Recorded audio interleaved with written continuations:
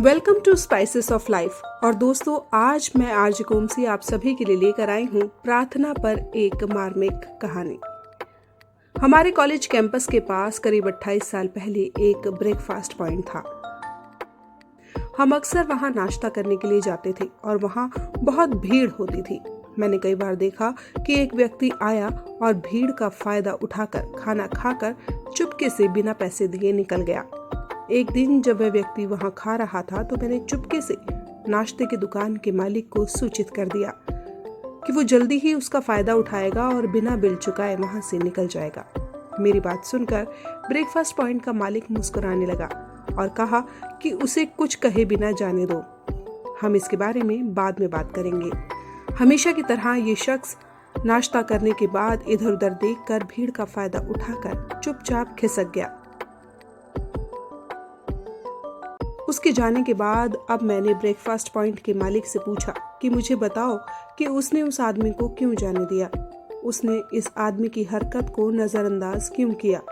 Breakfast point के मालिक ने जो जवाब दिया उसने मेरे सारे होश उड़ा दिए। उसने मुझसे कहा कि आप अकेले नहीं हैं, अन्य बहुत से लोगों ने इस व्यक्ति को नोट किया है और मुझसे इसकी शिकायत की है।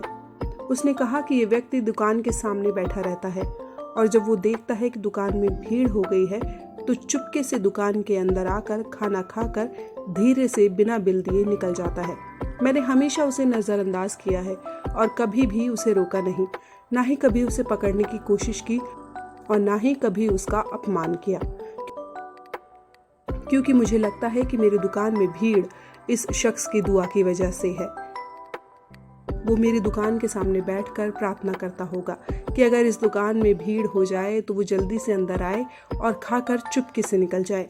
और निश्चित रूप से जब वो अंदर आता है तो हमेशा एक भीड़ इस दुकान में होती है और उसकी प्रार्थना शक्तिशाली होती है। मैं इस प्रार्थना और उसके और सर्वशक्तिमान के बीच उसकी प्रार्थना को स्वीकार करने के मामले में अपना पैर अड़ाकर अपने दुर्भाग्य को आमंत्रित नहीं करना चाहता। ये मेरे द्वारा हमेशा नजरअंदाज किया जाएगा और हमेशा मैं उसे खाना खाने दूंगा, उसे पकड़कर कभी उसका अपमान नहीं करूंगा। तो देखा दोस्तों, प्रार्थनाएं सब कुछ संभव बनाती हैं और कौन जानता है कि हम अपने आसपास के कई ज्ञात और अज्ञात लोगों की प्रार्थनाओं के कारण अपने जीवन में फल फूल रहे हैं। इसलिए अपने अनूठे तरीकों से ब्रह्मांड को वापस देते रहिए। वीडियो पसंद आए तो लाइक कीजिए, चैनल को सब्सक्राइब कीजिए, शेयर कीजिए, कमेंट कीजिए। Thanks for watching spices of life.